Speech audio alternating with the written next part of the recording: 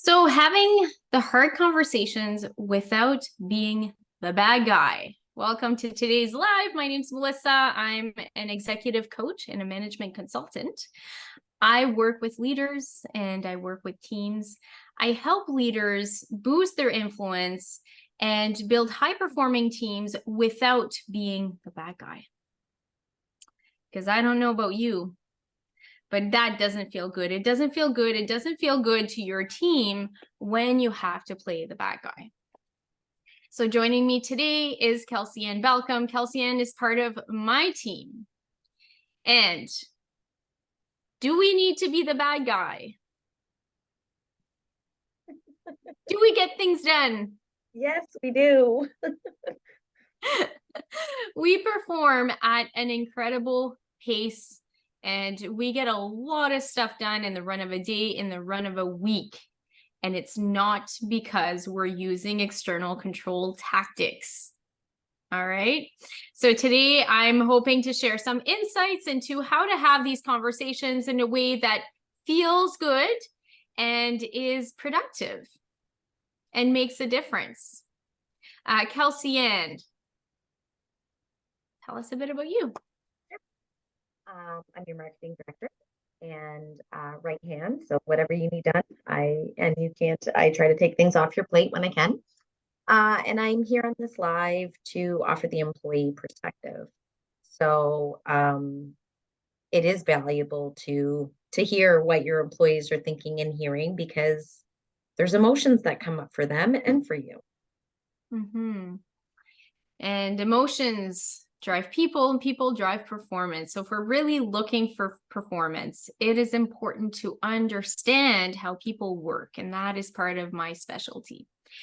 So what are your thoughts on having hard conversations, Kelsey Ann? Let's just start there. What are your thoughts in having to have them or having to have them done to you? Well, let me preface it by saying previously, I'd have knots in my stomach if I knew that I was going to be on the receiving end or the giving end. So it didn't feel good. I'd have like sweaty palms and just kind of worry about all of the things and all of the different paths that we were going to get to and where we were going to go. It was very uncomfortable. It's uncomfortable. And don't we avoid them? As the employee, yeah, get me out, try to get out of it, throw rocks, try to blame other things, right? Try to get the spotlight off of you because nobody wants to be wrong. Nobody wants to get punished. It's just not a place any employee wants to be. And from the leader's perspective, it's also not fun. You know, what I see is leaders worrying, planning, second guessing, planning again, hoping things go away on their own. Oh, it doesn't look so bad. Maybe I don't have to do anything. Maybe we don't have to have this conversation. And just because it is not fun. Nobody wants to be the bad guy, and it doesn't feel good to have those conversations. And let me tell you that you don't have to have those conversations. You have to have conversations, but they don't have to be hard. They can be good, feel good. They can reinforce your relationship, and you can come out of those conversations stronger and more effective. And that's sometimes hard to, visualize that being the case. And it is possible because I do it all the time. And I coach my clients to have these conversations. And I'll just give you like one example without getting into details or exposing this person. But I had a client just last week reach out to me and say like, hey, here's the deal. I have members of the team that's brought this to me. I need to be having a conversation with this person. And I really don't want to, and I don't feel up to it. And what are your recommendations? So there was a lot of hesitancy to having this conversation and giving feedback that she knew may or may not go over well. And so we talked about it. And I coached her so that she could frame her conversation in a way that was not about giving bad feedback or negative feedback or even constructive feedback. It was about partnering with this person to understand them, to really dig deeper, to help the person self-evaluate, come to the conclusion on their own, and then help them with a plan. And so for her, it felt like she was helping another person. And for the employee, it felt like, all of these worries that I had about my performance, I have someone to help me. Somebody's throwing me a life raft here. Somebody's here. I'm not alone and I'm not in trouble. So relief and even some excitement. That's a big difference. On what could have otherwise been really hard, really uncomfortable, and could have resulted in a lot of frustration, resentment, and turnover. Mhm. And so what I'm going to share with you today is going to help you have more of these conversations. Not the hard one, but the partnering conversations where you are helping your employee and your employee feels empowered. And there's three really important key elements that I'm going to be sharing with you today that you can start using right now in your next conversation. You don't have to wait for an opportunity. You don't have to wait for a problem. You can actually start using it right now and practicing these skills. All right, so we're not going to go into exactly all of the details of framing the conversation. If that's something that you would want help with, I'm here for you. This is what I do. But it really doesn't matter how you frame the conversation if you don't have these three key elements in play. So element number one, are you ready? Mhm. Element number one is a trusting environment. It is easier said than done, especially when we fear being told something unpleasant. And people aren't stupid. People know when they're not really succeeding or they're not performing as well as they could be. People know. So when you're calling them into their office, your office, they're already on edge. They already know. What does that tell you, Kelsey Ann, as you're hearing this? They already know. You're not keeping secrets well. No. Right? Like it's not a secret. And sometimes it's just from the employee, it's just that accountability of like, hey, I've been having some stuff going on or whatever, right? And being able to voice, I know I'm not performing at my best because of X, Y, and Z. Mm-hmm. And for them to open up and for them to tell you, hey, there is a problem here, you're going to need some transparency, some honesty. And if you want these things from employees, they need to feel trust. So latest research is showing us that 82% of people need to feel trust before they're willing to be honest and transparent. They need to feel it before.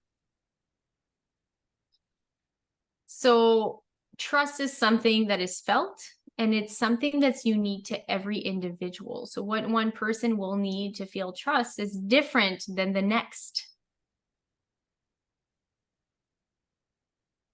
So like I said, easier said than done. When you create that space for trust, you're creating the opportunity to have a different kind of conversation, one that is open and vulnerable and real. It's the substance you need to make a change. If you stay at the surface level, it looks fine, it sounds okay, you're thinking, all good. We had the conversation, seems to have gone well. They walked away. They didn't have a bad reaction. They didn't quit on me. Should be fine, right? 2 weeks later, nothing's changed. Because we didn't have enough trust to go deeper, to go to the depth that is necessary to create that change. Without trust, there's almost like, I hate to say, but there's like almost no use to having the conversation, right? Now you're just coordinating and moving things around on the surface.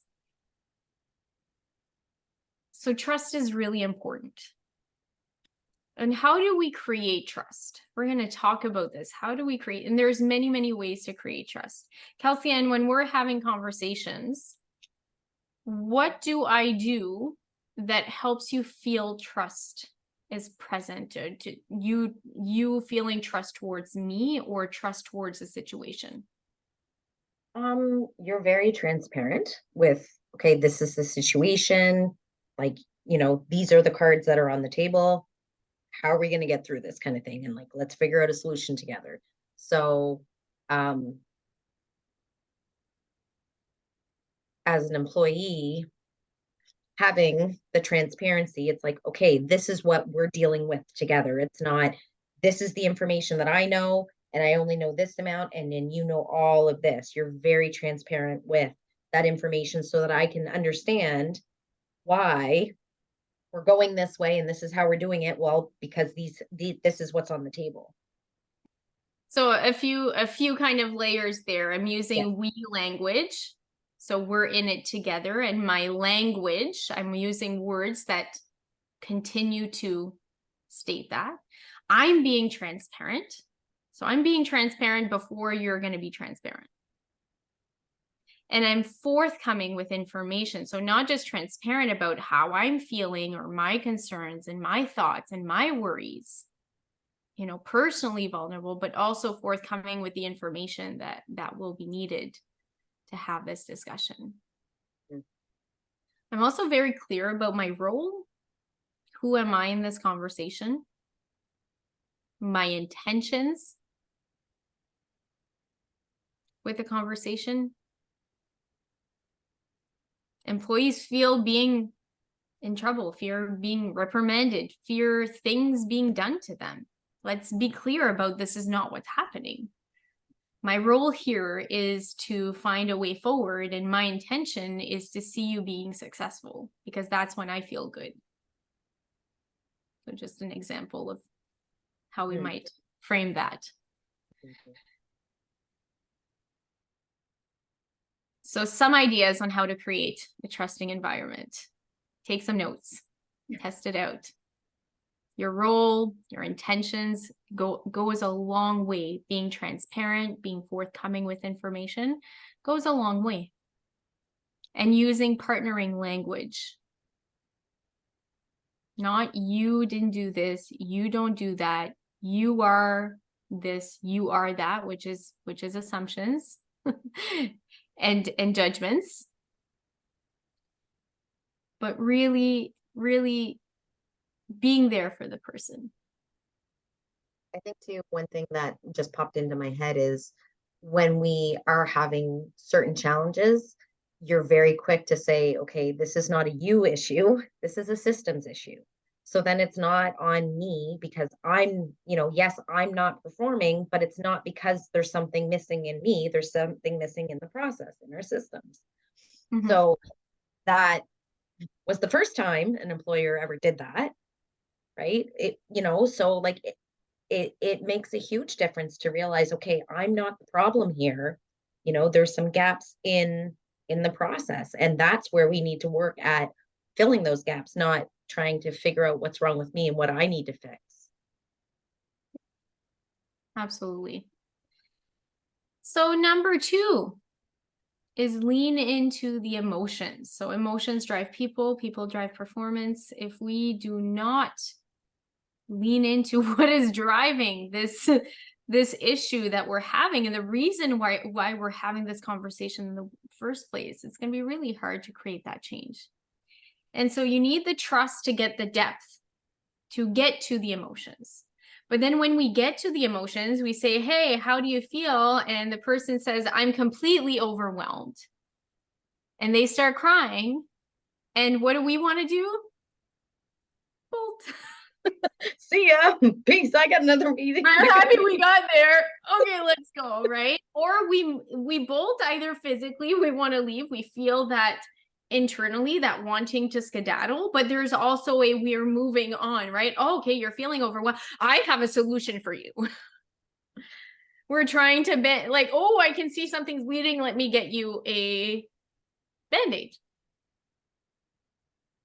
And we haven't really addressed, the driver, which is the emotion. We haven't really addressed what is happening here. And in order to do that, we need to lean into the uncomfortableness because they know. Imagine you're not performing. You have fears that you're in trouble. You're frustrated with the system. Things are lacking. Too much to do. Like there's a lot of feelings behind that.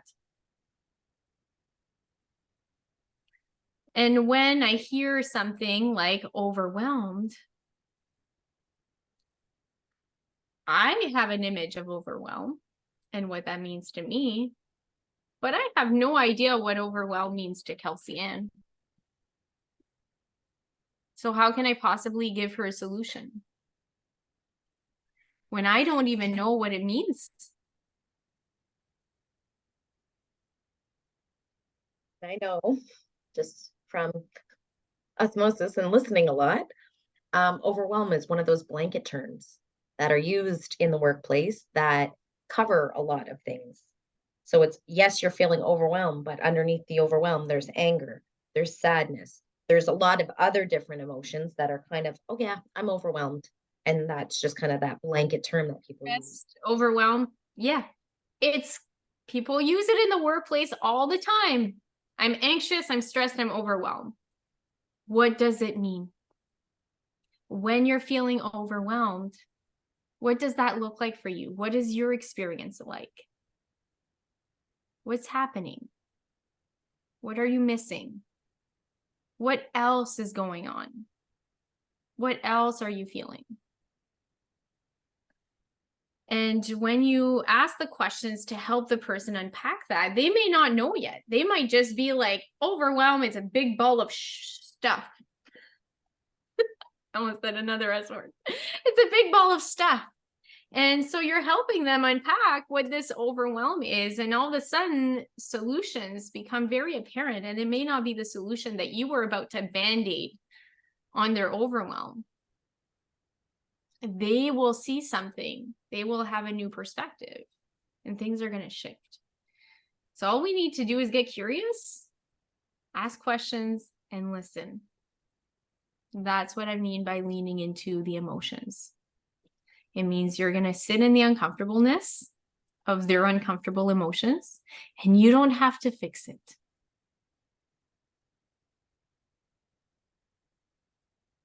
That's the hard part. Because we're solutioners, right? We want to. Yeah, absolutely. So you don't fix it. Nope. You're here to listen. You're here to understand. And the beautiful thing is they usually will come up with a solution. And if there's enough trust, right? That's the other thing is like, oh, they might say, well, I don't know what to do. They probably know what to do. They probably know what's going to be helpful to them.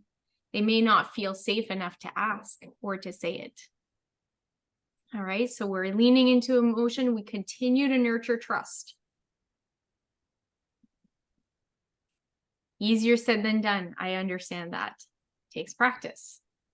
And we know these things, but we're not practicing these things. Mm-hmm. Third, balancing the agendas. Okay, and let me tell you what I mean by agendas. You're coming to this conversation as leader, as the manager. Think about what's on your agenda. On your agenda, you have all of the things on your desk. You have a team. You have goals that have been maybe imposed on you or self-imposed. You have things that you expect. You have standards. You have things that you want from your team. You have a culture you're trying to maintain. Those are things on your agenda. And that's probably the reason why you're setting up this conversation in the first place, is because of something on your agenda. But you know who else has an agenda? The employee. So what's on their agenda? Themselves and like, you know, making bank to make, you know, to make their payments, right? Survival. Yeah. Their needs. Their needs. They're recognizing that there is business needs as well, right? That the business has goals and you know, has an agenda that they hopefully are, you know, somewhat cognizant of. Yeah.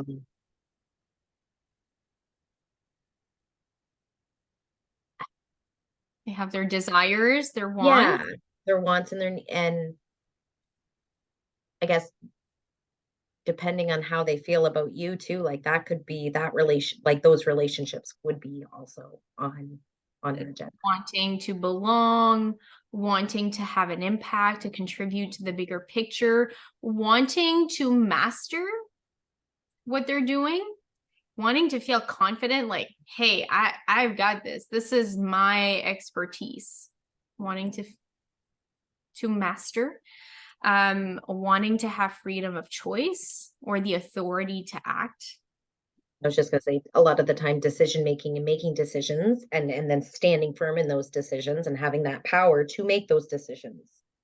They want recognition for what they've been doing, the hard work that they're putting into it that sometimes goes unnoticed. And using their best skills. Like sometimes there's skills that they would like to be using that they're not using. So this and a whole bunch of other stuff is on their agenda. And that's what they're coming to the conversation with. But there's another agenda at the table. Might not be a person sitting at the table, but we have the business's agenda. We have the mission, the vision, the regulations, the policies, the things that we should or shouldn't do here. What will get you in trouble? What will get you recognized? And that's an agenda that's external to the two individuals, but encompasses the conversation. So we have a lot of stuff going on in this conversation. And there might be other stakeholders. There might be other people in the team that this is affecting. There might be external stakeholders that have an interest in this conversation or that are being impacted by the performance or non-performance. So there's those agendas as well. So balancing the agendas. Does that make sense to you? That there's multiple agendas at the table? Okay, perfect. So how do you balance those agendas? Right, the table. So. I'm asking the question, I'm giving you some space to just kind of think about that. How do you balance all of that? So you're guiding the conversation. And as you're having conversations, there's two things you can be doing.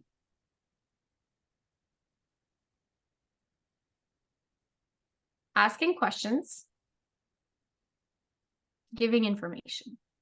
We want to really boil it down. We can do two things. ask questions, give information. And those are the two levers that you can use to move from agenda to agenda and to bring balance. So just because you're having a feel-good conversation doesn't mean that if the employee is asking for something unrealistic that you're going to deliver. It doesn't mean that even if they're frustrated with a change that we're going to put everything to a halt and stop, because that's might not be possible. But what we're doing through the conversation is asking questions to understand more about what's on their agenda, to give information about what's on our agenda as leaders, and then bring in the business context as necessary. What is and isn't possible? Here's some things to consider here. And as much as you know what's on the agenda, we have a bias where we believe that people know what we know. And that's just not true.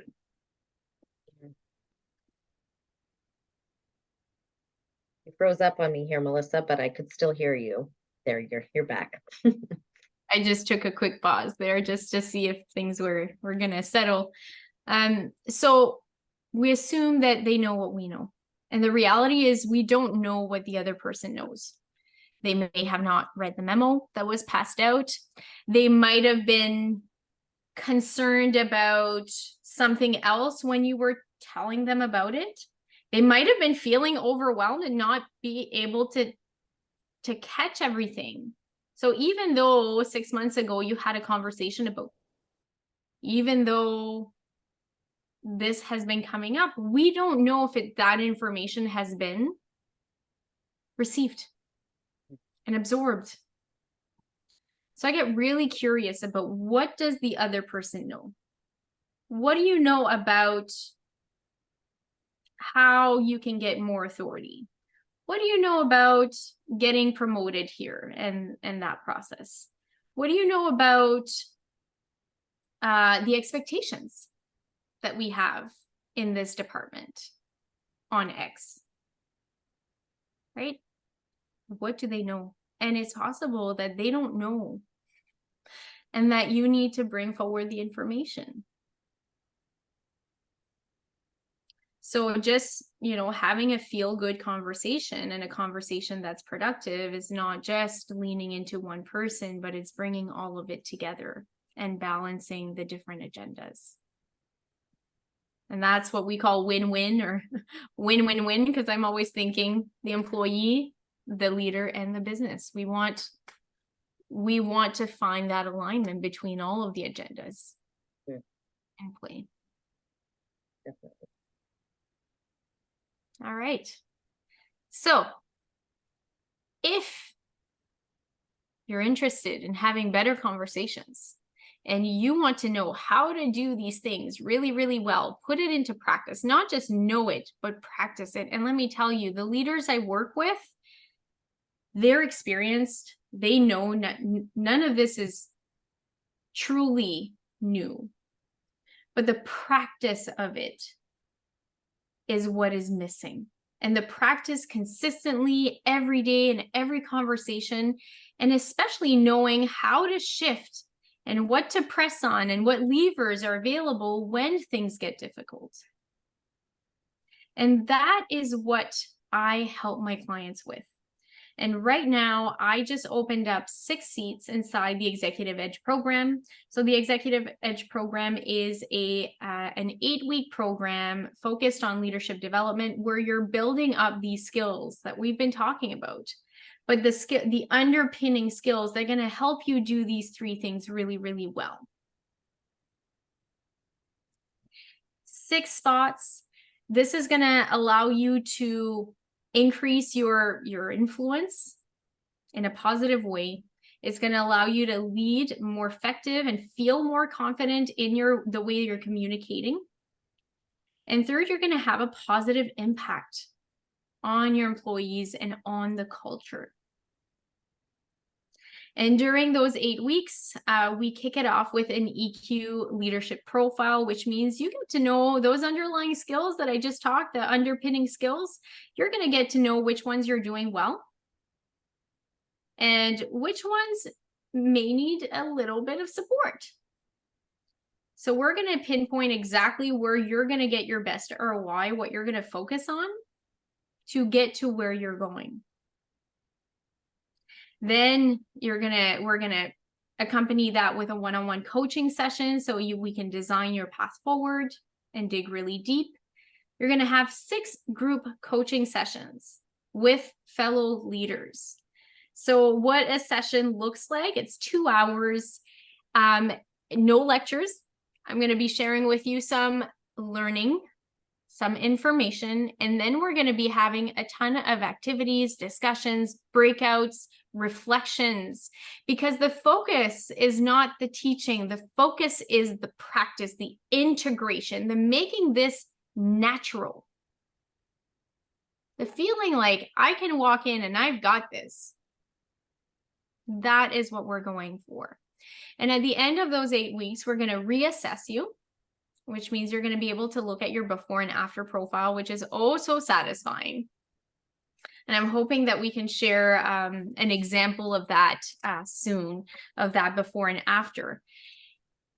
And then we're going to end with a coaching session, another personal one-on-one coaching session. So this is a hybrid program where you're getting live touch points with me every week, through one-on-one and through your small group, so no more than 6 people, because I also give you a direct access to me, direct line, where you can Q&A me all week long in between sessions. That's where we're going to dig into, okay, this next conversation, this is what I'm trying to accomplish. This is the situation. How do I frame this conversation? And we get into the nitty-gritty. And I'll be giving you feedback. I'll be asking you questions. I'll be prompting you to think about things from a different perspective, so you can really practice the skills. So at the end of those 8 weeks, you really see a big difference. And usually by week 3, 2 or 3 is when my clients start getting feedback from their team, from their employees, that things are shifting, things are different, conversations are easier, people are happier. There's more motivation. They're taking more initiative. There's more empowerment going on. The thing is you're already doing lots of things right. It's really about tweaks, and that is my specialty, getting into what is going to make a difference here. What's really going to get you to break that glass ceiling and get to the next level. So how do you claim a seat? You can either DM me, you can leave a note right here, the executive edge, and I will reach out to you. Or you can book a call. And Kelsey-Ann's going to drop a link here in the comments so you can book your call. What booking a call or DMing me will do, we'll get on a call regardless, and we're going to get a chance to chat, to get to know each other, to get to know your circumstances, where you are at and where you want to go, how you want to grow as a leader. And we're going to make sure that this is the right fit for you. And if it is the right fit, then we can talk about moving forward. So booking a call doesn't mean you're in. It means you have committed to explore. And then that's a two-way decision we'll make together if it's right to proceed. We kick off at the end of the month. So this group is going to start November 27th. So this is going to be right in time to get you through the holidays. We'll take a 2-week break, by the way. We're all taking holidays. I'm not going to make you work through them, but you're going to be at that point walking into the new year with a really good, solid foundation. Things will be different in the new year if you start November 27th. You will have a whole lot of self-awareness, and you will already be shifting the way that you're approaching leadership by January 1st. And what's going to be shifting is how people are responding to you. All right, so you've got till November 15th to book your call, but you have until today if you want the bonus emotional mastery toolkit. So I love to give these to my clients. I hope you book your call today. And I'll just quickly show you what's in the kit. By 5 p.m. today. 5 p.m. today. Or maybe midnight. Midnight? Sure. I'm testing the boss here. Can we get till today? If you book your call, that doesn't mean claim your seat. We're just going to talk. And if you go ahead with the program, you'll have qualified for this kit. So you're going to get your EQ coaching cards. So these are great cards for you to be coaching yourself. They're great for preparation as you're thinking about having conversations, communicating. Maybe even these conversations are not one-on-one. Maybe you're about to make some announcements to your team. Maybe you're about to navigate some really uncomfortable conversations with the team. You're going to be receiving your book, At the Heart of Leadership, How to Get Results with Emotional Intelligence. This is a little sidekick through the program and beyond the program that goes deeper into the research and giving you a little bit more. You're going to get the Practicing Emotional Intelligence booklet. Small booklet, packs a big punch. I love this one to share with employees, and it's great for creating team building activities. So this is a favorite for sure for me. And your models. So these are the models that we work with in the 8 weeks. And one that I really, really love that I like to highlight is this change map. So we start working with the change map on week 2, and we keep working with it. So the change map is anytime you're leading yourself or others through change, that it be through a transformational conversation, selling new projects, new ideas, new tasks, new ways of working. Maybe there is big changes, but there are always changes happening in the workplace, and to know how to structure that change so that people feel excited about it and you can move things forward without the resistance. This is the tool. And for people who have change management training, this is the people and the emotional piece that combines really well with that training. So usually the people who already have change management training are the ones that get the most excited and get the most use out of the change map here. And you're going to be receiving the Plutchik's Wheel of Emotions. So this is at your fingertips. I'm going to give you an interactive version of this wheel, because you're going to get to know emotions really, really, really intimately. Emotions, there is a reason for emotions. They're purposeful. Your body is not being irrational in producing emotions. It knows what it's doing. And understanding the rationality behind emotions gives you insight on how to work with emotions as they're coming up. So when people are saying, I'm really angry about this, or I'm feeling really resentful, you're not going to go, oh, let me run away. Oh, those emotions, those are supposed to be at the door. Right? You're going to go, I know what that means. I recognize that. Let me ask you this question.